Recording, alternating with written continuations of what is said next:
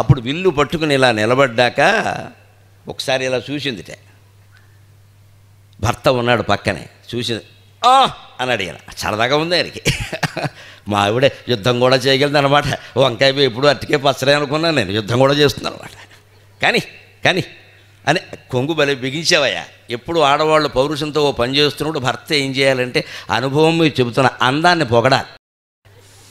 బ్రహ్మాండంగా ఉన్నావు కానీ అంటే ఇంకో గంట కష్టపడి పనిచేస్తారు. ఇప్పుడు పనిచేయడమే కదా మనకు కావాలి. దీనికి ఇంత ఆర్భాటం చేయాలి అంటే ఆ పచ్చడి తగలబడుతుంది. నువ్వు చేసుకుంటావా?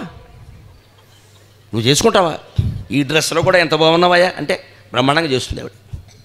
ఏం పోయింది ఒక మాట, నష్టమా? అదే అన్నాడు కృష్ణుడు. అయ్యి బాబోయ్ ఎంత బాగున్నావు సత్య. ఇలా చూసి వరుజూచు అద్భుతమైన పద్యం రాస్తున్నాడు పోతన్న గారు. మీరు అదృష్టవంతులమ్మా.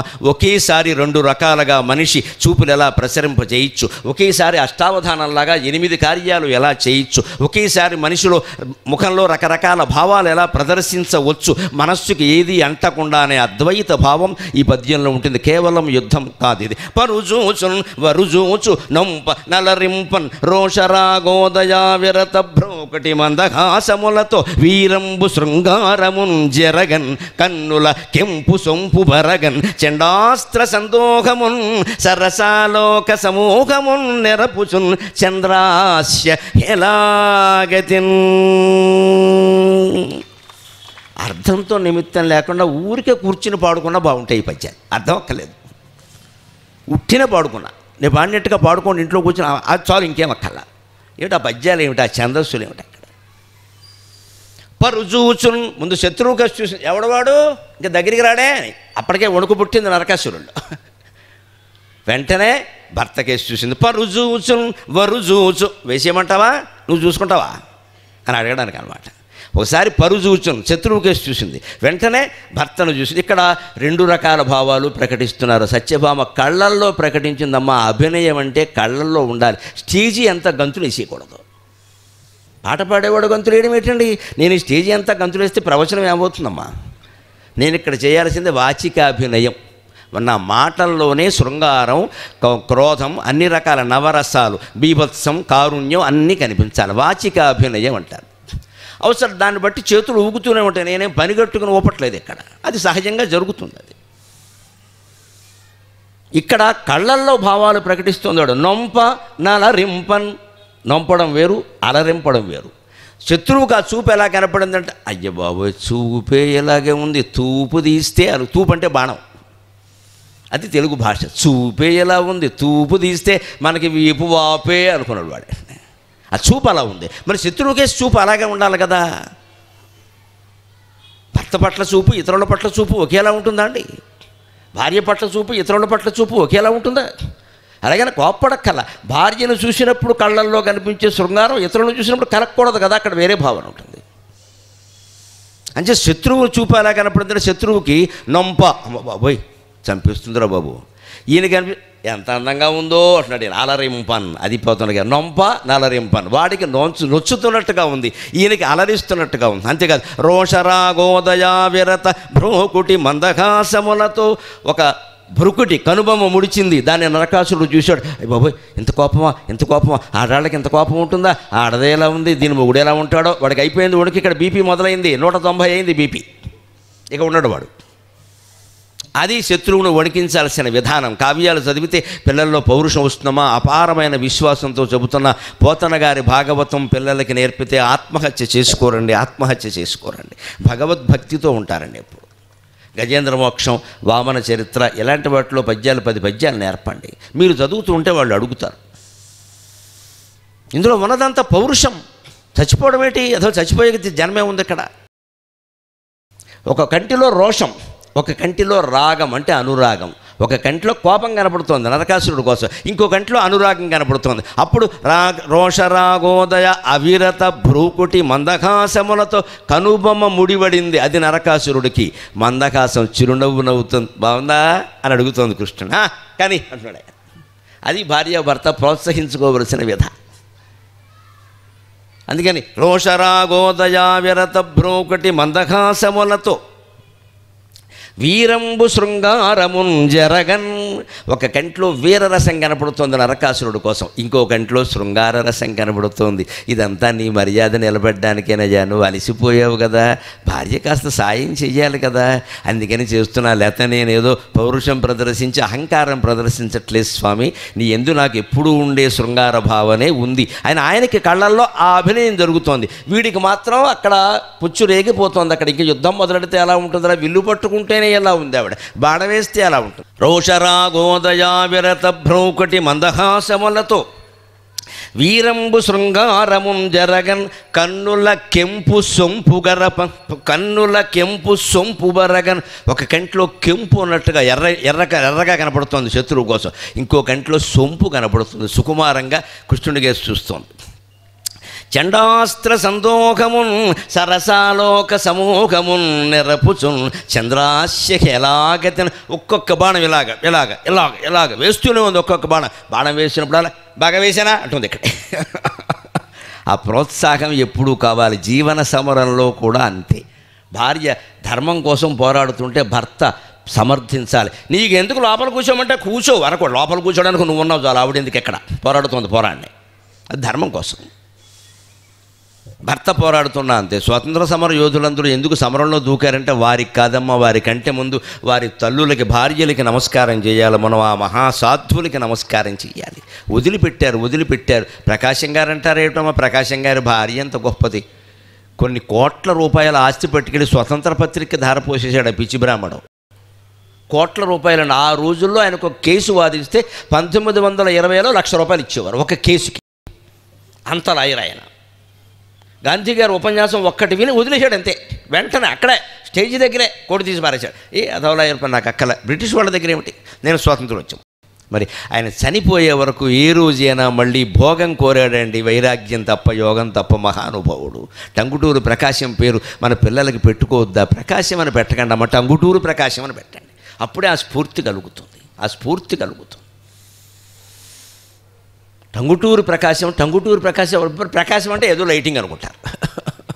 టంగుటూరు ప్రకాశం అని పెట్టారు. అప్పుడు టంగుటూరు అంటే ఎవరన్నా ఆయనండి ఎంతో త్యాగం చేశాడు. మరి వాళ్ళందరూ ఎలా చేయగలిగారు? భార్యల కారణంగానే కదా. వాళ్ళు కనుక చాలండి ఊరికే ఆస్తి అంతా ఎప్పటికే తగలబెట్టేశారంటే ఇంకేం చేస్తారమ్మా? అక్కర్లేదండి. సహధర్మచారిని ఒక మాట చెబుతా, సందర్భం వచ్చింది. ఈ మాట ఎక్కడా చెప్పాలి, ఇప్పుడు చెబుతాను. భార్యని జీవిత భాగస్వామి అంటారు. నాకు అదేదో బిజినెస్లా అనిపిస్తుంది. భాగస్వామి ఏమిటండి, పార్ట్నరా? ఆ మాట ఏమిటి, యథవ భాష, ఇంగ్లీష్ భాష. వాడు పార్ట్నర్ అన్నాడు, దానికి తెలుగు భాగస్వామి. వ్యాపారంలో భాగస్వామిలాగా భార్య భాగస్వామ. మన పవిత్ర హైందవ సంస్కృతిలో భార్యని సహధర్మచారిణి అంటారమ్మా. సహధర్మచారిణి, పార్ట్నర్ కాదు. అంటే ఆ పార్ట్నర్ అంటే ఆస్తులు పంచుకుంటారు ఇక్కడ, నీకు ఇది నాకు ఇది అని. అందుకే ఆ దృష్టి అలా ఉంది. నేను పార్ట్నర్ని, నా వాటా నాకు దక్కాలి అంటే. బిజినెస్లో పార్ట్నర్కి, జీవితంలో పార్ట్నర్కి లైఫ్ పార్ట్నర్. లైఫ్ ముక్కలైపోయిందా? లైఫ్ పార్ట్నర్ ఏంటండి? సహధర్మచారిణి. భర్తని ప్రాణనాథుడు, ప్రాణంతో సమానమైన వ్యక్తి. ప్రాణపతి హరిశ్చంద్ర అని సత్యహరిశ్చంద్ర నాటకంలో చంద్రమతి మాట ఉంటుంది. ప్రాణపతి అంటుంది ఆవిడ. మామూలుగా మహారాజా, నీ మహారాజువా కాటికా పర్వా నాకు అనవసరం అయ్యా, నా ప్రాణానికి నువ్వే ఆధారం. ప్రాణపతి హరిశ్చంద్ర అంటుంది. ప్రాణపతి భర్త అంటే. భార్య అంటే సహధర్మచారిణి. ధర్మం కోసం ఈ దాంపత్యం అంతా ఏదో లైంగిక బంధాల కోసం కాదు ఇది, డబ్బుల కోసం కాదు ఇది, గొప్పలు చెప్పుకోవడానికి కాదు. బంధువులందరిలో మనం ఇలా గొప్పలు చెప్పుకొని మా వాళ్ళందరిలో మా అంతెవరికీ లేదని ఏడవడానికి కాదు. ఇక్కడ సహధర్మచారిణి, ఎంత గొప్ప మాట అది. అందుకని ఆయన ఈ చందాస్త్ర సందోహమును సరసాలోక సమూహమును ఓ పక్కేలా బాణాలేస్తూ ఎలా ఉందంటుంది.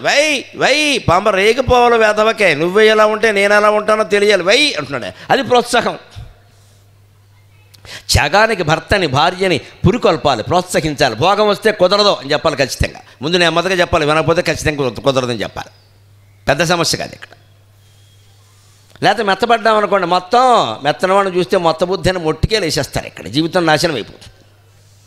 ఎవ్వరు భార్యాభర్తల్లో భోగాలు కోరినా సరే రెండో వారు వ్యతిరేకించాలి ఖచ్చితంగా. చాలు, అనుభవించినవి చాలు. ఏముండాలంటే మనిషికి తినుటకునున్న చాలు, అతి తింగనినం తెనే తల్పుదీసి రమ్మనుటకునున్న చాలు. సాగర ఘోష కావ్యంలో తృప్తి గురించి రచన పద్యం. తినుటకునున్న చాలు, అతి తింగనినం తెనే తల్పుదీసి రమ్మనుటకునున్న చాలు, తగనాలును బిడ్డలు ఒక్కచోట కూర్చొనుటకునున్న చాలు, పెడచూపులు చూడక మంచి పేరుతో మనుటకునున్న చాలు, మనమా రుజుమార్గము వీడబోకుమా. నా మనస్సుకు నేను చేసుకున్న హెచ్చరిక 20 ఏళ్ల క్రితం దాన్ని సాగర ఘోష కావ్యంలో రాశా. తినడానికి ఉంటే చాలు, ఎవరన్నా అతిథులు వస్తే తలుపు తీసి రండి అనడానికి ఉంటే చాలు. మనం ఒక్కళ్ళమేనా? కేవలాఘో భవతి కేవలాది అంటోంది ఋగ్వేదం. తన కోసం తాను వండుకునేవాడు పాపాన్ని వండుకుని తింటున్నట్టు లెక్క. ఎవరికైనా ఒకటికైనా పెట్టావా? ఒక కుక్కకో పిల్లికైనా 2 మెతుకులు పెట్టావా? నీ కోసం వండుకోవడం గొప్పతనం ఏమిటాయా? తలుపు తీసి రమ్మనడానికి ఉండాలి. అంతేకాదు ఏదో సొంత ఇల్లు అనేది ఉండాలి. అద్దెంట్లోనే జీవితాంతం ఉన్నామనుకోండి, అద్దె కట్టలేకపోతే బయటికి పొమ్మంటారు. మన సొంత ఇల్లు ఉందనుకోండి, గొడవలు తలుపేసేస్తాం, కారపొడి చారు తింటాం. ఏం తిన్నామంటే గారెలు ఆవాళ్ళు వండింది మా ఆవిడ వద్దంటున్నా బ్రేవ్ అంటాం, అంతే అనుకుంటాడు. ఈ దరిద్రాన్ని బయట పెట్టుకోక్కర్లేదు. మన ఇంట్లో మనం ఉన్నాం, ఎవరింటికి వెళ్ళి అదే అద్దెంట్లో ఉన్నాం అనుకోండి, ఏం తింటాడో అద్దె కట్టట్లేదని వాడు ప్రచారం చేస్తాడు. అందుకని సొంత ఇల్లు ఒకటి ఉండాలి. గూడు, గుడిసో, మేడో, మిద్దో ఏదైనా పర్వాలేదు, సొంతం ఒకటి ఉండాలి. 16 అక్కర్లేదు. ఆ పైన ఏముండి పెడచూపులు చూడక మంచి పేరుతో మనుటకునున్న చాలు. వ్యధవేష లేకుండా సమాజంలో మంచి పేరు తెచ్చుకుంటే చాలు. మనమా రుజుమార్గము వీడబోకుమా అని ప్రతి కవికి నా మనస్సు కూడా నేను నచ్చజెప్పుకుని సాగర ఘోష కావ్యంలో రాశాను. ఇది చాలదా? ఇంతకంటే ఏం కావాలి? ఇవాళ కోట్లు ఎందుకు సంపాదిస్తున్నాం? ఎందుకు ఇన్ని ఉద్యోగాలు, ఎన్ని సంరంభాలు? ఒక్క కుటుంబాన్ని 4గురిని పోషించుకుంది, 2 ఉద్యోగం, 3 ఉద్యోగం. వీలైతే పిల్లలు కూడా ఎర్న్ వైల్ లెర్న్. ఇక వాడు బతకద్దు. ఇక్కడ చదువుకునేటప్పుడే సంపాదించాలి. ఎందుకు అంత అవసరం ఏమిటి? సంపాదించకుండా ఇంట్లో ఉండి భాగవతం చదువుకుంటూ కూర్చోలేవా? ప్రతిదీ సంపాదించాలా? ఒక్క వేదశాస్త్రం చదివినటువంటి ఒక్క పండితుడు ఉంటే అమలాపురం దగ్గర పేరూరు లాంటి గ్రామంలో ఇంట్లో ఎవరు ఏ పని చేసేవారు కదండి. ఆయనకు వండి పెట్టేవారు, ఆయనకి యజ్ఞానికి సహకరించేవారు, ఆయన త్రికాల సంధ్యావందనానికి సహకరించేవారు. ఎంత బాగా బతికారండి పేరూరు బ్రాహ్మణులు, ఎంత బాగా బతికారండి. ఎంత సంతృప్తి వాళ్ళకి. యజ్ఞోపవీతం తప్పితే వాళ్ళ ఆస్తులు ఏం లేవే. అక్కడ ఆడాళ్ళు పిల్లలు ఎవరు మేము ఉద్యోగాలు చేస్తాం అనలేదే. ఇక్కడ భర్తకు సహకరిస్తూ ఉండిపోయారు వాళ్ళు. ఇవాళ ప్రతి వాళ్ళు ఉద్యోగం, చదువులని రాకపోయినా ముందు ఉద్యోగం సంపాదించేయాలి. ఈ కాంక్షలే మన నాశనం చేస్తున్నాయి. ఇక్కడ అంచేతను మెచ్చుకోవడం, ప్రోత్సహించడం ఎందుకంటే త్యాగం కోసం, భోగం కోసం కాదు. ఇక్కడ చంద్రాస్య ఇంతకు యుద్ధం చేస్తున్నా చందమామ లాంటి ఆవిడ ముఖంలో మార్పు లేదు. మనం అర్థం చేసుకోవాలి. సాఫ్ట్వేర్ సోదరుల కోసం చెబుతున్నా, ఎంత టెన్షన్ అయినా ఉన్నా ఒక్క పని చేయండి నా మాట విని. ఎప్పుడు పని వల్ల ఒత్తిడి రాదండి, పని గురించిన ఆలోచన వల్ల ఒత్తిడి వస్తుందండి. గమనించండి. పని ఎంత ఉన్నా ఒత్తిడి రాదమ్మా. నా మీద ఎంత ఒత్తిడి ఉందో తెలుసా? మీకు తెలియదు. పొద్దున్న నుంచి 9 నుంచి నేను 12 వరకు ఈ పద్యాలే, భాగవతం పద్యాలే చదువుతూ కూర్చున్నాను. ఎందుకంటే ఎక్కడైనా మర్చిపోతానేమో. 66 ఏళ్ళు వయసు. నా బెంగ నాకుంది. ఇంతమంది నా కోసం వస్తుంటే నేను మధ్యలో మర్చిపోతే ఎలాగా? చదువుకుంటే చదివా. నా ధైర్యం కోసం నేను చదువుకున్నాను. పిరికితనం కాదు, ఇది అభ్యాసం. చిన్నపిల్లలాగే.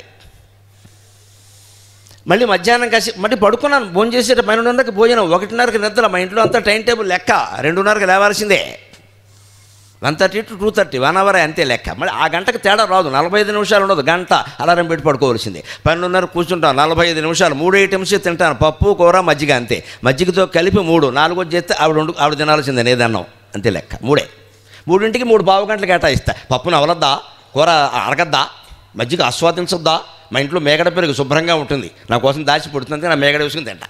మరి తినాలి కదా. మేగడ తింటేనే మేగడ రాకం వస్తుంది, పద్యాలు బాగుంటాయి. ఇప్పుడు మేగడ తినే దమ్ము లేదు ఎవడికి. లావైపోతామేమో, ఏమైపోయాను నేను ఏమో అవ్వలేదు. ఇక్కడ ప్రతిదీ లావైపోతామేమో అని తినడం మానేశారు. బలహీనలు అయిపోయారు, అంత అర్భకుల్లో కనపడుతున్నారు. తినాలి, హాయిగా గంట పడుకుంటాను. 45 నిమిషాలు భోజనానికి కేటాయిస్తాం. పావు గంట అటు ఇటు నడుస్తాను. ఈ తువ్వాలు అటారేసి ఆ ఫోన్ ఇక్కడ పెట్టి చిన్న గడియారం ఏవో పనులు చేసే వంకన అటు కాస్త జీలకర్ర నవిలి ఏదో ఒకటి చేసి ఓ పావు గంట కాలక్షేపం నడవాలి. తర్వాత శుభ్రంగా పడుకుంటాను. మనసుకి ఎవరు రాని ఎవరు రాకపోతే నాకు అలారం పెట్టేసి పడుకుంటాను. 2:30కి లేవడం, మళ్ళీ ప్రతి అరగంట every ½ an hour is divided and decided.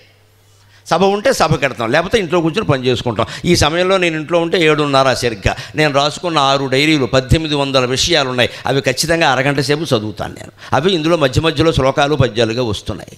అభ్యాసము కూసు విద్య. ఎంత ప్రాక్టీస్ చేస్తే ఆ అభ్యాసం, ఆ విద్య అంత తేలిగ్గా వస్తుంది.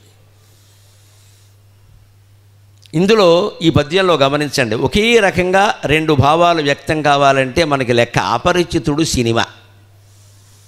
ఆయన ఎవరో విక్రమ్, అంతేనా? విక్రమ్ ఆయన అమాయకపు మనిషి కింద ఒక పాత్ర వేస్తాడు, తర్వాత పెద్ద వీరుడి కింద ఒకటి వేస్తాడు. ఈ రెండు భావాలు మొహం ఇటు తిప్పి అటు తిప్పి ఇటు తిప్పి అటు తిప్పి. మహానటుడు అండి విక్రమ్, నిజంగా మహానటుడు. భలే నటించాడు ఆ సినిమాలో. అలా చూస్తూ ఉండిపోయాను నేను.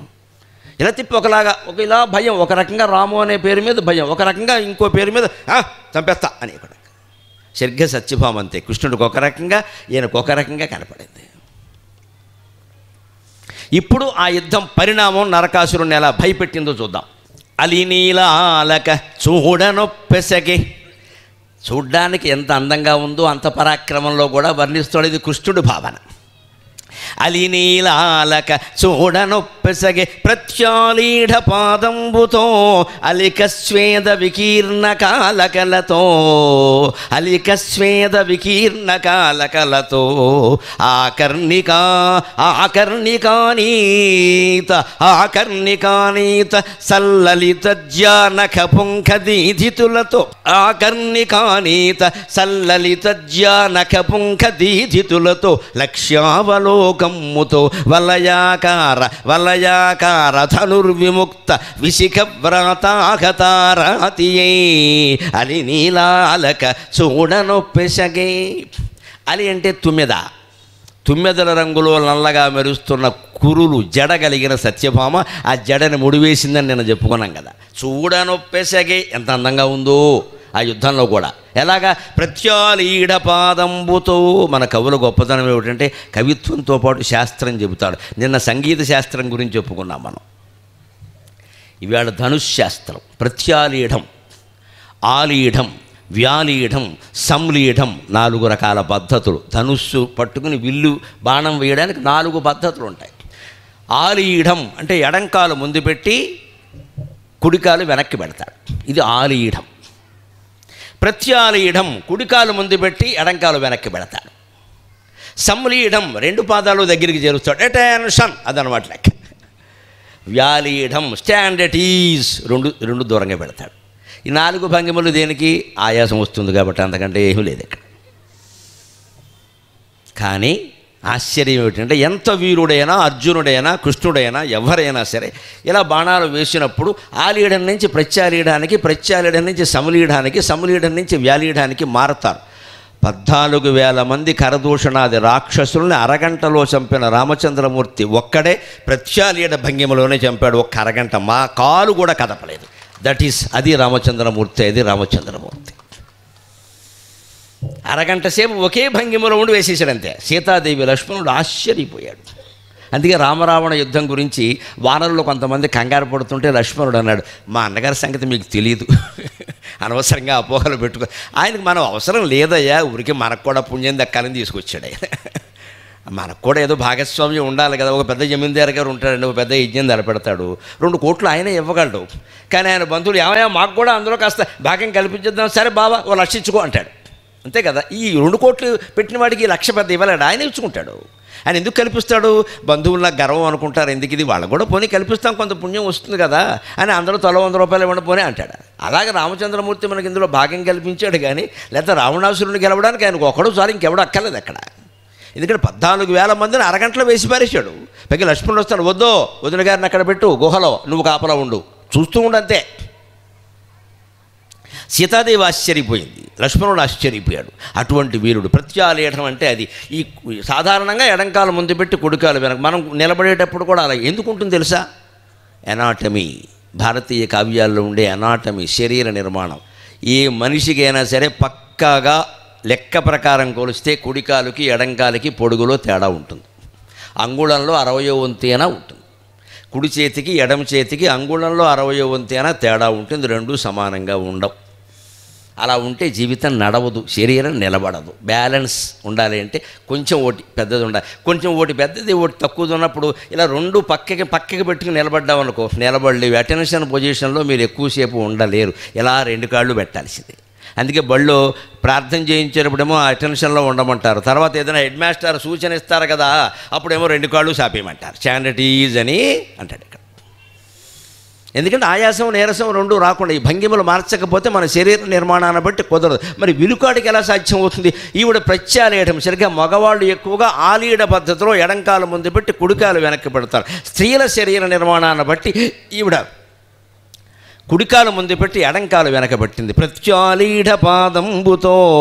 అప్పటికి చెమట పట్టింది. కృష్ణుడు చూస్తున్నాడు, నాకు చెమట పడితే ఆవిడ తుడుస్తుంది కదా, నేను చూడొద్దా? అలిక స్వేద వికీర్ణ కాలకలతో. అలికం అంటే పాలభాగం. అష్టమీ చంద్ర విభ్రాజ దళిక స్థల శోభిత. అది దళికం కాదు, విభ్రాజత్ అళికం. అళికం అంటే నుదురు. అమ్మవారి పాలభాగం మీద ఈ చంద్రుడు ప్రకాశిస్తూ ఉంటాడు. అష్టమీ చంద్రుడు, పూర్ణచంద్రుడు కాదు, సగం చంద్రుడు. అష్టమీ చంద్ర విభ్రాజత్ అళిక స్థల శోభిత. అలా విడదీసి చదవాలి. లేదు చదవగలిగితే అష్టమీ చంద్ర విభ్రాజత్ అళిక స్థల శోభిత మొత్తం చదవాలి. అర్థాన్ని బట్టి ఆపాలి. ఆయాసం వచ్చిన చోట ఆపేయకూడదు, అపార్థాలు వస్తాయి. చెమట పడుతోందట. అప్పుడు ఈ ముందున్న ముంగురులు ఉంటాయే, ఇవి ఇలా అద్దుకుని అక్కడ ఇక్కడ గిరగిర అలా తిరుగుతూ ఉంటే ఎంతో అందంగా ఉంది. అంటే యుద్ధంలో కూడా సౌందర్యాన్ని ఆస్వాదిస్తున్నాడు భర్త, ఆవిడ కూడా. అంటే జీవిత సమరంలో కూడా, క్లిష్ట సమయాల్లో కూడా అందులో ఉండే అందాన్ని చూడగలిగితే పని ఒత్తిడి ఉండదు. అది లెక్క. పని ఒత్తిడి ఉండకుండా ఉండాలంటే ఆ సాఫ్ట్వేర్ కంప్యూటర్ ఉందే, దానిలో గణపతి ముఖం కనకదుర్గ ముఖం అనుకోవాలి. కొబ్బరికాయ కుట్టే ఇది పాడైపోతుంది అనుకోవాలి. దాని మీద ప్రేమ పెంచుకోవాలి. ఒక టైం బౌండ్ ప్రోగ్రామ్ లాగా పెట్టుకోవాలి ఒక పద్ధతిగా. అలా మళ్ళీ కాస్త మధ్యలో ఓ టీ దాగో ఏదో విశ్రాంతి తీసుకోవాలి. 4 అడుగులు అటు ఇటు వెయ్యాలి. ఇప్పటివరకు చేసిన పని ఓ చోట రాసుకోవాలి. కొంత సంతృప్తి ఉంటుంది ఖచ్చితంగా. అక్కడి నుంచి వెళ్ళాలి. అలా ఉంటే నడుస్తుంది ఖచ్చితంగా. అలిక స్వేద వికీర్ణకాలకలతో. అలిక స్వేద వికీర్ణకాలకలతో ఆకర్ణికానీత ఆకర్ణికానీత చల్లలిత నఖపుంఖదీధితులతో. విల్లిలా పట్టుకుని వింటినారిని ఇలా లాగిందేమో, సరిగ్గా ఈ చేతులు ఎక్కడికి వచ్చాయి? ఈ చెవి దగ్గరికి వచ్చా. ఆకర్ణిక ఆనీత, చెవి కొస వరకు వచ్చిందట ఈ వేళ్ళు. అక్కడ గోళ్ళు. నఖపుంఖదీధితులతో. ఆవిడ అంతఃపుర స్త్రీ, మహారాణి. గోళ్ళకి నగిషీలు పెట్టేవాళ్ళు చాలామంది ఉంటారు. ఆవిడ కూర్చుని కాళ్ళు చేతులు చాపి మెహందీ పెట్టించుకుంటుంది ఆవిడ కూడా. ఇబ్బందులు ఏముంటాయి? అందుకని ఆ గోళ్ల కాంతులు వర్ణిస్తున్నాడు పోతన గారు. ఇలా పట్టుకుని సత్యభామ బాణం వేస్తుంటే ఈ చెవి దగ్గరున్న గోళ్ల కాంతులు అవి సహజ కాంతులమ్మ. పోతన గారు భాగవతంలో ఎక్కడ రంగులు వర్ణించలేదు. గోళ్లకి రంగేయడం అంటే మన గోళ్ళు మనం పుచ్చిపోయేలా చేసుకోవడమే. అందులో మరీ ఏమొచ్చేసిందంటే చాదస్తం. ఏ చీర కడితే ఆ రంగు నమశివాయ రోజు మార్చేసి మళ్ళీ వీటిని చెరపడానికి ఒక రంగు, మీదంతా కలిపి పెద్ద హంగు. ఎందుకది? స్నానం చేసేటప్పుడే కాళ్ళతో పాటు వేళ్లతో పాటు గోళ్ళు కూడా తుడిచేసుకుంటే శుభ్రంగా. గోటికి లోపల రక్తం ఉంటుందండి, రక్త ప్రసారం ఉంది కదా, ఆ లేత ఎరుపు రంగు ప్రకాశిస్తూ ఉంటుంది. మీరు ఈ గోడు శుభ్రంగా ఉంటే చాలు, పుచ్చిపోకుండా. దాంట్లో ఎప్పుడు మట్టి ప్రవేశించకుండా ఇలా అనుకేసుకుంటే చాలు, కడిగేసుకుంటే. అంతకంటే ఏమక్కల అవి బాగానే ఉంటాయి. ఆ సహజమైన గోటి కాంతులే ప్రకాశిస్తున్నాయి. నఖదీధితి సంచన్న నమజ్జన తమోగుణ అని లలితా సహస్రంలో చెప్పినట్టే. అలాగా నఖపుంఖదీధితులతో లక్ష్యావలోకమ్ముతో. లక్ష్యం నరకాసురుడు. సరిగ్గా గురి చూసి వాడి గుండెలకి తగులుతుందో రేపేయాలి వేధవను. మళ్ళీ 16,000 మందిని ఎత్తుకొస్తాడు. ఆ ఒక్క బాణంతో పోవాలి వీడు. 16,000 అక్కర్లేదు వీడికి. అని లక్ష్యం మీద దృష్టి పెట్టింది. లక్ష్యం మీద దృష్టి పెట్టకపోతే మనం ఛేదించలేం కదా అని. వలయాకార ధనుర్విముక్త విశిఖవ్రాత కతారాతి. ఆవిడ ఇలా లాగేసరికి ఏమైందంటే ఆ ధనుస్సు గుండ్రంగా మారింది. వలయాకారం అంటే ఇంతకుముందు పొడుగ్గా ఉండేది, ఇప్పుడు ఇలా పక్కకి వింటినార లాగేసరికి గుండ్రంగా అయిపోయింది. ఇది అర్ధవృత్తాకారం, వీలైతే పూర్ణవృత్తాకారం కూడా. ఆ వలయాకారమైన ధనుస్సు నుంచి వస్తున్నటువంటి విశిఖ బాణాలతో వ్రాత ఆహత ఆరాతియై. దెబ్బకి నరకాసురుడు సైన్యం మొయ్యో మొర్రోమని మొత్తుకుంటూ ఉంటే ఆ రకంగా వాళ్ళని ఛేదిస్తూ ఆవిడ అత్యంతంగా ప్రకాశిస్తోంది. ఇప్పుడు పోతన గారికి సరదా పుట్టి ఆవిడ బాణం కాదండి, అది బాణవర్షం అన్నాడు. అది తోచింది ఆలోచన. కవిత్వం రాస్తూ ఉంటే వస్తాయి. బాణవర్షం వెంటనే ఆయనకి వచ్చింది. వర్షం అన్నప్పుడు మరి చాలా ఉంటాయి, మేఘాలు ఉంటాయి, ఆకాశం ఉండాలి, మేఘం ఉండాలి, వర్షపు నీళ్లు కురవాలి, ఆ కురిసిన నీటి వల్ల ప్రయోజనం ఏమిటో చెప్పాలి. ఇదంతా సత్యభామ యుద్ధంలో వర్ణించాలి. ఇది కవిత్వం, ఇది కేవలం యుద్ధం కాదు. అందుకని ఆవిడ ఇలా ఎక్కుపెట్టి వింటున్నారని ధ్వనించేసరికి ఎలా ఉందంటే ఆవిడ రూపం జావల్లీ ధ్వని నిర్గుణంబుగా సురల్ సారంగయూధంబుగా ఆ విల్లు ఇంద్రశరాసనంబుగా సరోజాక్షుండు మేఘంబుగా సరోజాక్షుండు మేఘంబుగా జావల్లీ ధ్వని నిర్గుణంబుగా సురల్ సారంగయూధంబుగా ఆ విల్లింద్రశరాసనంబుగా సరోజాక్షుండు మేఘంబుగా తా విద్యుల్లత భంగి ఇంతి సురజిద్దావాగ్నిమగ్నంబుగా తా విద్యుల్లత భంగి ఇంతి సురజిద్దావాగ్నిమగ్నంబుగా ప్రావృట్కాలము చేసే బాణచయము అంభశీకర శ్రేణిగా. వర్షంతో పోల్చి మీరు వర్ణించినప్పుడు ఎప్పుడు కవిత్వంలో లెక్క ఏమిటంటే పోలికలన్నీ సరిపోవాలి. వర్షకాలం నాటి పరిస్థితులు ఈవిడ బాణాల వేయడంలో ఉన్నాయా, లేకపోతే పోతన గారు విఫలమైనట్టు లెక్క. ఆయన ఎందుకు అవుతాడు, కృష్ణుడైనా అవుతాడు కానీ. అందుకని ఆయన వర్ణిస్తున్నాడు అక్కడ జావల్లీ ధ్వని నిర్గుణంబుగా. వర్షం కురిసే ముందు ఉరుములు ఉరుముతాయి, పిడుగుబండంత చప్పుడు వస్తుంది.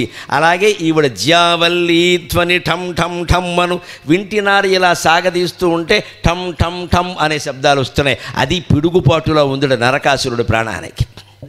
ఇంకోటి ఎంత సహజమైన దృష్టిలో చూడండి మన కవులకి. పోతన గారు రైతు, బ్రాహ్మణుడైనా రైతు, ఆయన వ్యవసాయం చేసుకున్నాడు. వర్షం కురిసే ముందు రకరకాల పురుగులు మొత్తం కొన్ని వేలు చేరిపోతాయి చూడండి బహిరంగంగా. సారంగాలు అంటారు వాటిని, ఈ రెక్కల పురుగులు అంటారు. కొన్ని విపరీతంగా లక్షల్లో వచ్చేస్తాయి. అసలు లైట్లు వేసినప్పుడు ఒక్కసారి వర్షం కురిసే ముందు వాటిని సారంగాలు అంటారు. సురల్ సారంగయూధంబుగా ఆకాశంలో పురుగులు ముసురుతాయి కదా సారంగాలంటే. దేవతలు ముసిరారు చూడవయా సత్యభామ యుద్ధం చూడడానికి అన్నాడు. అది ఆవిడ యుద్ధం చూడడానికి దేవతలు వచ్చేసారు ఒక్కొక్కళ్ళు కెమెరాలు పట్టుకుని. ఆ దేవతలు సారంగయూధం అంట. అంతేకాదు ఆ విల్లు ఇంద్రశరాసనంబుగా ఆవిడ పట్టుకున్న విల్లు ఇంద్రధనుస్సులా ఉందిట. మరి వర్షం కురిసే ముందు ఇంద్రధనుస్సు వస్తుందిగా. ఇంద్రధనుస్సు నుంచి గ్రహించవలసిన తత్వం, ఇంద్రధనుస్సులో 7 రంగులు ఉంటాయి. Violet, IndiGo, blue, green, red వగైరా. అది ఎక్కడ ఉంటుందండి? సూర్యుడున్న దిశకి వ్యతిరేకంగా ఉంటుంది. వర్షం కురిసే ముందే వస్తుంది. సూర్యుడు అంటే జ్ఞానం, ఇంద్రధనుస్సు అజ్ఞానం, వ్యతిరేకం అంటే అర్థం. అది అజ్ఞానంలో మనం ఉన్నవాళ్ళం భగవంతుని ప్రార్థిస్తే భగవద్ అనుగ్రహం అనే వర్షం కురుస్తుంది. అందుకే ఇంద్రధనుస్సు అంటే వర్షం. తత్వం ఇది. ఇంద్రధనుస్సులో 7 రంగులు ఉంటాయి. అలాగే మన జీవితంలో కూడా రకరకాల రంగులు ఉంటాయి. ఇవాళ సుఖం రేపు దుఃఖం అని చూస్తూనే ఉన్నాం రంగులే. నేను ఈ రంగులు మారితే కంగారు పడక్కల. అందుకే మనకి జనక్య కమలామలాంజలి పుటేయ పద్మరాగాయితాక ఈ శ్లోకం లేకుండా శుభలేఖ వెయ్యరు. ఎందుకని పెళ్లి కుమారుడికి పెళ్లి కుమార్తెకి హిందూ సంప్రదాయం ఏం చెబుతారు? రంగులు మారుతాయి సన్నాసులారా, జాగ్రత్తగా ఉండండి, చిన్న మార్పు రాగానే గొడవ పెట్టకండి అని చెబుతున్నారు. సీతాదేవి ఇలా పట్టుకుందిట, ఆవిడ చేతిలో ఎర్రగా ఉన్నాయిట. ఎందుకంటే తెల్లగా ఉంటాయి ముత్యాలు, ఆవిడ చేతిలో ఎర్రగా ఉంటే రాముడికి అనుమానం వచ్చింది.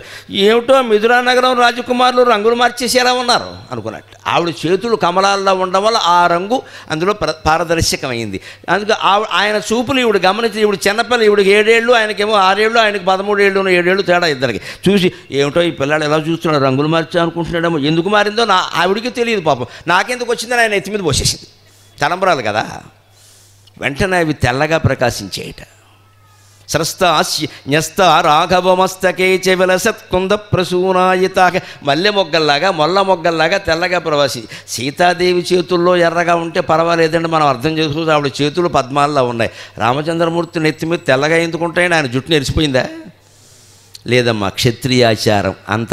ఈ శ్లోకాన్ని సృష్టించిన రామకర్ణామృత కవి ఎంత గొప్పగా చెప్పాడు నిజంగా. క్షత్రియాచారంలో క్షత్రియులందరికీ ఇప్పటికీ కూడా తల మీద తలపాగా లేకుండా పెళ్లి కొడుకుని పెట్టారు.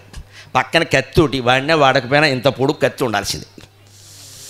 ఇప్పటికీ క్షత్రియులు ఆచారం పైన తలపాగా ఉండాలి. తలపాగా మీద పోసింది, తలపాగా మీద తెల్లగా ఉంటుంది. మరి మాకు అప్పుడప్పుడు సభల్లో తలపాగాలు పెడతారు కదా, టర్బన్ దాని మీద తెల్లగా ఉన్నాయి. అప్పుడు ఆయన శరీరం నుంచి జారేట స్రస్త శ్యామలకాయ కాంతి కలితాయ ఇంద్రనీలాయితాక నీలమేఘశ్యాముడు అజానబాహుడు అరవింద దళాక్షుడైన రామచంద్రమూర్తి శరీరం నుంచి ఈ తలంబ్రాలు ఇలా ముత్యాలు జారుతూ ఉంటే అవి నీలం రంగులో ఉన్నాడు. ఎందుకని ఆయన శరీరం అలాగా ఉంది. మరి ఆవిడ చేతిలో ఉన్నప్పుడు ఎరుపు రంగు, పైన పోసినప్పుడు తెలుపు రంగు, జారేటప్పుడు నలుపు రంగు. అంటే తెలుపు రంగు సత్వగుణం, ఎరుపు రంగు రజోగుణం, నలుపు రంగు తమోగుణం. జీవితంలో 3 రంగులు ఉంటాయి. సర్దుకుపోవాలి, సర్దుకుపోవాలి, సర్దుకుపోవాలి. ఇలా ఎందుకున్నావు, అలా ఎందుకున్నావు అనద్దు. ఏదో మారుతూ ఉంటుంది, రంగులు మారుతూ ఉంటాయి. ఆ రంగుల మార్పును సహించుకోగలగాలి. అందుకని ఆవిల్ ఇంద్రధనస్సుగా ఉత సరోజక్షుండు మేఘంబుగా. మరి వర్షానికి ముందు మేఘం ఉంటుంది కదా, అంటే మేఘం ఎక్కడి నుంచో రావడం, ఈ కర్మ ఏమిటంటే నీలమేఘశ్యాముడే అని కృష్ణుడు పక్కన ఉండగా, పద్మాల లాంటి నేత్రాలు కలిగిన కృష్ణుడు పక్కన ఉన్నాడు కదా, ఆయనే మేఘం, వర్షం కురిసే ముందు మేఘం. తా విద్యుల్లత భంగి. ఇంతకీ సత్యభామ ఎవరంటే మేఘంలో మెరిసి మెరుపు అన్నాడు. అవురా బమ్మెర పోతనా, నీకు నమస్కారం, నీకు నమస్కారం. ఏమి కవిత్వం, ఏమి కవిత్వం. తా విద్యుల్లత భంగి. ఇంత చేస్తే మరి సత్యభామ ఎవరంటే మేఘంలో మెరుపు. భార్య భర్తలో ఒక మెరుపులా ఉండాలి, భర్త ఆ మెరుపుకి నీడలా ఉండి మేఘంలా చల్లగా చూడగలగాలి. తా విద్యుల్లత భంగి. ఇంతకీ వర్షం కురిసిందంటే ఏం చేయాలి? ఇప్పుడు అమెరికా వాళ్ళకి బాగా అనుభవం వస్తుంది. కార్చిచ్చు, లాస్ ఏంజిల్స్ అంతా మొత్తం నాశనం అయిపోయింది. అమెరికాలో సగం కార్చిచ్చు బాధే. కార్చిచ్చుకి ఎప్పుడు సహజమైన పరిష్కారం ఏమిటంటే చేసేవి చేస్తూనే ఉండాలి, కానీ వర్షం కురిస్తే తప్ప అది తగ్గదు. అది ఎక్కడ అగ్ని పుట్టిందో అక్కడే వర్షం కురవాలి. విచిత్రం ఏమిటంటే అగ్ని కారణంగానే వర్షం వస్తుంది. బాగా చెట్లన్నీ తగలబడిపోయి కారు చిచ్చు. కారు అంటే అరణ్యం, కారు చిచ్చు. అరణ్యంలో వచ్చిన అగ్నిని కారు చిచ్చు. కారు అంటుకుంటే కారు చిచ్చు, బస్సు అంటుకుంటే బస్సు చిచ్చు అనద్దు. కారు చిచ్చు అంటే అరణ్యంలో పుట్టిన అగ్ని. దాన్నే దావాగ్ని, దవాగ్ని, దావానలం ఇవన్నీ అంటారు. ఆ కార్చిచ్చుకి పరిష్కారం ఏమిటంటే ఆ పుట్టిన అగ్ని కారణంగా పొగ వ్యాపిస్తుంది. ఆ పొగ మేఘాలు ఎక్కడో ఉన్న వాటిని ఇక్కడికి తీసుకొస్తుంది. ఆ మేఘాల ద్వారా వర్షం వస్తుంది, కార్చిచ్చు ఆగిపోతుంది. అలాగే సత్యభామ బాణవృష్టి ద్వారా ఆగిపోయే కార్చిచ్చు ఏమిటంటే సురజిత్ దావా అగ్నిమగ్నంబుగా. నరకాసురుని సైన్యం అనేటువంటి దావానలం మొత్తం ఆరిపోవలసింది. ప్రావృట్కాలము చేసే ఇంతి బాణజయమంభస్సీకర శ్రేణిగా. ఆ రకంగా వర్షాకాలాన్ని సృష్టించింది ఆవిడ యుద్ధం ద్వారా. అలాగ అంభస్సీకర శ్రేణిగా కురిసే బాణాలు, వేసే బాణాలు ఎలా ఉన్నాయి? కురిసే వానచినుకుల్లాగే ఉన్నాయి. వాడికి ఊపిరి ఆడట్లేదు ఇక్కడ. అప్పుడు 2 రకాలుగా, ఈయనకో రకంగా ఆయనకో రకంగా దోచిన పోతన గారికి సంతృప్తి కలగల. అందుకని పెద్ద శీసపద్యం ఎత్తుకున్నాడు. ఆవిడ ఎలా కనిపిస్తుందో చూడండి. రాకేందు బింబమై రవిబింబమై యొప్పు నిరజాతేక్షణ నెమ్మొగంబు కందర్పకేతువై ఘనధూమకేతువై అలరు పుబోణి చలాంచలంబు భావజు పరిధియై ప్రళయార్కు పరిధియై మెరయు ఆకృష్టమై మెలత చాపమో అమృత ప్రవాహమై అనల సందోహమై తనరారుణింతి సందర్శనంబు హర్షదాయియై మహారోషదాయియై పరగు ముద్దరాలి బాణవృష్టి హరికి నరికిగాగా అందందు శృంగార వీర రసములోలి విస్తరిల్లా.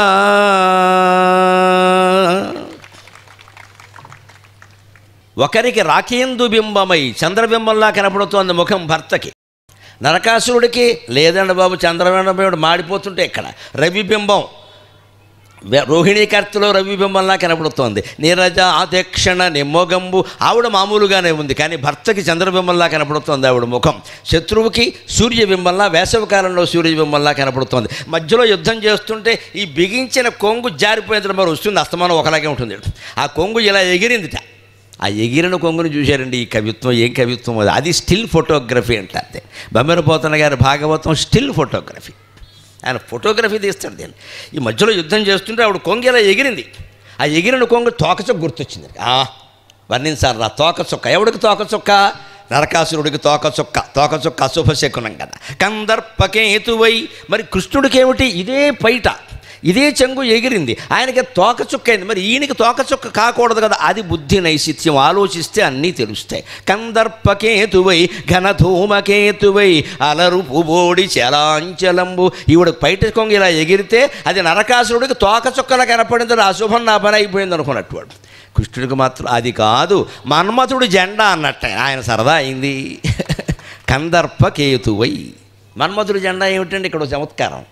మన్మథుడి జెండా ఏమిటి? మన్మథుడికి 2 జెండాలు ఉన్నాయి. వాడు కూడా పార్టీ మార్చేస్తాడు. ఓసారి భార్య పార్టీ, ఓసారి భర్త పార్టీలో ఉంటాడు వాడు. మన్మథుడికి 2 జెండాలు ఉన్నాయి. మకరధ్వజుడు అంటారు, మీనధ్వజుడు అంటారు. ఆయన జెండా మీద మొసలు ఉంటుందట. ఆయన జెండా మీద చేప కూడా ఉంటుందట. మకరధ్వజులు, మీనధ్వజులు. ఇంతకీ మకరధ్వజం ఖాయమా, మీనధ్వజం ఖాయమా? నేను ఒకసారి అవధానం చేస్తుంటే అడిగారు. మన్మధులు మకరధ్వజులు అంటారు మొసలి, మీనధ్వజులు అంటారు చేప. ఏదండి మన్మధులు జెండా ఏమిటి అంటే నేను అన్నాను, పెళ్ళి కాకముందేమో మీనధ్వజుడు, పెళ్ళి అయ్యాక మకరధ్వజుడు అన్నాను. నేను పెళ్ళి కాకముందు చేపలు కదా వల్ల పడిపోతారు, పెళ్ళి అయ్యాక మొసల్లా పట్టుకుంటారు. అందుకని వాడు జెండా మారుస్తాడండి. ఇది స్ఫూర్తమ్మ. అవధానాల్లో అప్రస్తుత ప్రసంగానికి జవాబులు చెప్పాలన్నా, పద్యం స్ఫురించాలన్నా సరస్వతి కటాక్షం ఉండాలి. మన ప్రయత్నం కాదు అది, మన ప్రయత్నం కాదు అది. చిత్తశుద్ధితో మనం చేస్తే ఆ వెనకాల ఈ సందర్భంగా నేను చెబుతున్నా, మా సోదరుడు మాడుగుల నాగపణి శర్మ గారికి పద్మశ్రీ బిరుదాన్ని ప్రకటించింది. వారికి నా హృదయపూర్వక శుభాభినందనలు అందజేస్తుంది. అవధానానికి రాజగౌరవం కలిగించిన మహానుభావుడు నాగపణి శర్మ. అవధానానికి ఏదో 100 రూపాయలు 200 కాదు, లక్షలు ఇవ్వాల్సిందే అని అవధానానికి ఒక వైభవం పట్టించిన వాడు మా సోదరుడు నాగపణి శర్మ. ఆయనకి చాలా ఆలస్యమైంది, నిజానికి ఎప్పుడో రావాల్సింది, ఇది మా అందరికంటే ముందు రావాల్సింది. ఇప్పటికైనా వచ్చింది. నేను పొద్దున్నే ఫోన్ చేసి అభినందించాను. చాలా సంతోషం నరసింహారావు గారు అన్నారు. అవధాన కళ ఎంత వైభవం ఎవడుకుంటుంది, తెలుగు వాళ్ళకి మాత్రమే ఉంది. ఇన్ని కోట్ల మంది తెలుగువారు ఉంటే సహస్రావధానంలో 5-6 కూడా లేము ఇక్కడ. ఎంతమంది తయారవ్వాలి ఇంకాను. అష్టావధానం వెళ్ళిందే సహస్రావధానాలు ఎక్కడి నుంచి వస్తాయి? ఎంత ప్రతిభది, ఆ స్ఫురణ. అందుకని పోతన గారు ఏమన్నారంటే, ఆయనకేమో మన్మధుల జెండాలా ఉంది, ఈయనకేమో తోకచుక్కలా ఉంది. ఇది అంతేకాదు, ఇంకో దృశ్యం కనపడింది. భావజుపరిధి ధనుష్యుల ఉంచింది కదా, అది ఎలా వంగింది కదా. భావజుపరిధియై ప్రళయార్కుపరిధియై మెరయు ఆకృష్టమై మెలత చాపము. ఆ చాపం ధనుస్సుని ఎలా ఉంచేసరికి అది అర్ధచంద్రాకారంలో ఎలా ఉందంటే సూర్యుడు చుట్టూ ఒక గుడిలాగా ఉంటుంది. సరిగ్గా ఆ గుడి ఉందంటే వాన ఎప్పుడు వస్తుందో రైతులు చెప్పేసేవారు వెంటనే. దాన్ని గుడి అంటారు. తెలుగు భాష ఎంత గొప్పదో చూడండి. ఇకారాన్ని గుడి అంటారండి. ఇకారాన్ని గుడి, ఆ కకార ఇకారముల కీ అని పైన ఇకారం పెడతాం కదా, ఆ ఇకారాన్ని గుడి అంటారు. సరిగ్గా ఇకారం ఇలా ఉండి పైన ఇలా వంగి గుడి ఆకారంలో ఉంటుందమ్మా. అది కనిపెట్టిన వాళ్ళ గొప్పతనం. ఇది తలకట్టు, దాని తలకట్టు ఎంత గంభీరమైన మాట. దీర్ఘం గుడి, గుడి దీర్ఘం, కొమ్ము, కొమ్ము దీర్ఘం. ఆ గుడి మాట కనిపెట్టారు. ప్రతి ఇకారం పైగా తలపైన కిరీటం పెట్టినట్టుగా ఉంటుంది, చాలా అందంగా. అది ఏదో కృష్ణదేవరాయలకి చిన్న కలికి తురాయి పెట్టినట్టుగా ఉంటుంది ఇకారం. తెలుగు అక్షరాలు కూడా అంత బాగుంటాయి. ఈవేళ పిల్లలు ఆ అక్షరాలకు దూరం అయిపోయారు, కేవలం మాట్లాడుతున్నారు అంతే. ఆ అక్షరాలకు దూరం అయ్యారు. ఇక్కడ బనియన్లు అమ్మబడును అంటే వాళ్ళకి రాయాల్సింది ఏమిటంటే, ఇప్పుడు ఏం చేసి కుట్లలో చూసా ఇక్కడ ఐకే కెయ్యే డిఏ, ఇది తెలుగు భాష పరిస్థితి. వాడికి మాట వచ్చు, తెలుగు లిపి రాదు, అందుకని ఇక్కడ అని రాస్తున్నాడు. అమ్మబడును ఏఎంఎంఏ, అమ్మ బడు, మీ అమ్మ పడుతుంది, నువ్వు లేపుకో అంతే. మన హియర్ బనియన్స్ ఆర్ సోల్డ్ అని కాదు, తెలుగులోనే రాస్తున్నాడు వాడు, తెలుగు మాట్లాడతాడు. కానీ ఇక్కడ బనియన్లు అమ్మబడును అంటే దీనికి లిపి తెలియగందుకు వచ్చింది. కర్మ అంటే ఇదే. తెలిపి రాదు ఎవడికి, కానీ లిపిలో కూడా ఇంత అందం ఉంది. ఆ విషయాలు చెప్పాలి పిల్లలకి ఖచ్చితంగా. ఒక మన్మధుడు యొక్క పరిధిలాగా మన్మధుడు జెండాతో సహా వస్తుంటే ఆ పరిధి ఎలా ఉంటుందో, కృష్ణుడికి ఆవిడ విల్లు ఉంచినప్పుడు ఆ పరిధి అలా కనపడింది. వాడికి ప్రళయార్కు పరిధి, 7 సంవత్సరాల ఏకధాటిగా సూర్యుడు వెలుగుతుంటే ఆ పరిధి ఎలా ఉంటుందో వాడికి ఆ రకంగా కనపడింది. అది మెలత ఆకృష్టమై మెరయు చాపము, మెరయు నాకృష్టమై మెలత చాపము, ఇలాగా. అప్పుడు ఇంకా ఎలా ప్రకాశిస్తుంది? హర్షదాయియై మకారోషదాయియై పరగు ముద్దరాలి బాణవృష్టి.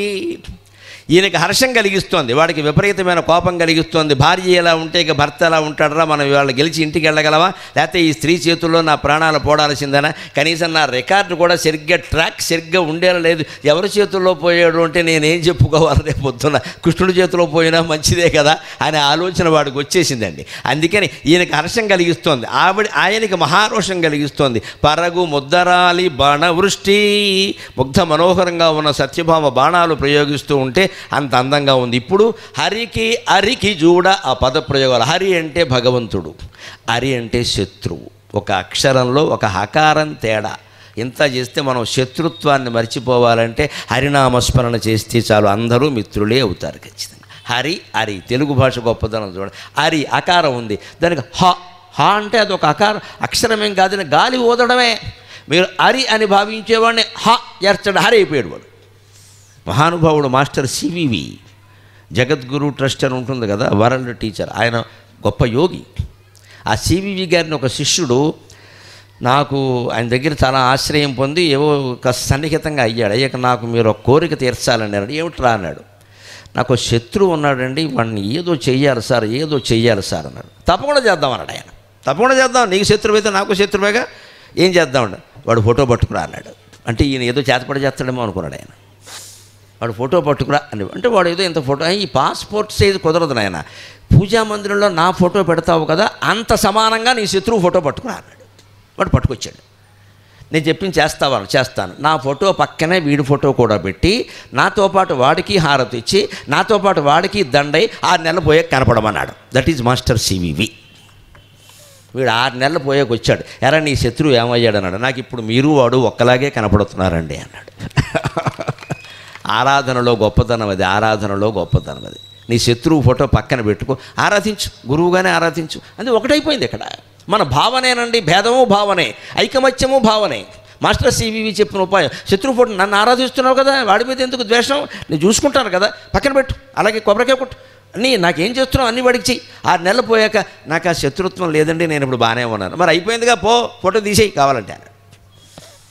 అంచేది హరి, చిన్న హ అని ఒక ఊతితే హరి. ఎంత శత్రువైనా మిత్రుడు అవుతాడు భగవత్స్మరణ కారణంగా. పైవి పుష్పంబగు అగ్ని వంచగు అకూపారంబు భూమిస్థలంబవు శత్రుండతి మిత్రుడు విషము దివ్యాహారమోను. ఎవరికి ఎన్నగా అవనీ మండలి లోపలను శివేత్యాభాషణోల్లాసికన్ శివ నీ నామము సర్వవశ్యకరమౌ శ్రీకాళహస్తీశ్వర. భక్తుని యొక్క జీవితంలో అన్నీ మారిపోతాయి. ఆయన చూసుకుని శత్రువులు మిత్రులు అవుతారు. మన మీద ఎవడన్నా విషప్రయోగం చేస్తే ఆ విషం మన మీద పని చేయకపోగా మనకు అది ఆహారం అవుతుంది, పోషకాహారం అవుతుంది. అది భగవంతుడిదే. మీరాదేవికి అవ్వలేదా? కృష్ణ భక్తురాలైన మీరాదేవికి విషం పెట్టలేదా? అది అమృతం కాలేదా? ప్రత్యక్ష ఉదాహరణ అండి. 200-300 ఏళ్ళు కూడా కాలేదు. పోనీ కలిగి కృతయుగం కాదు, ఏం కాదు. ఎన్ని ఉన్నాయి భక్తిలో జరిగిన, మనకి విశ్వాసం ఉండాలి కదా. అలాగ హరికి అరికి చూడ, నువ్వు ఎదుటివాడు అరి అనుకుంటే అరే, హరి అనుకుంటే హరే. అందంద శృంగార వీర రసములోలి విస్తరిల్లా.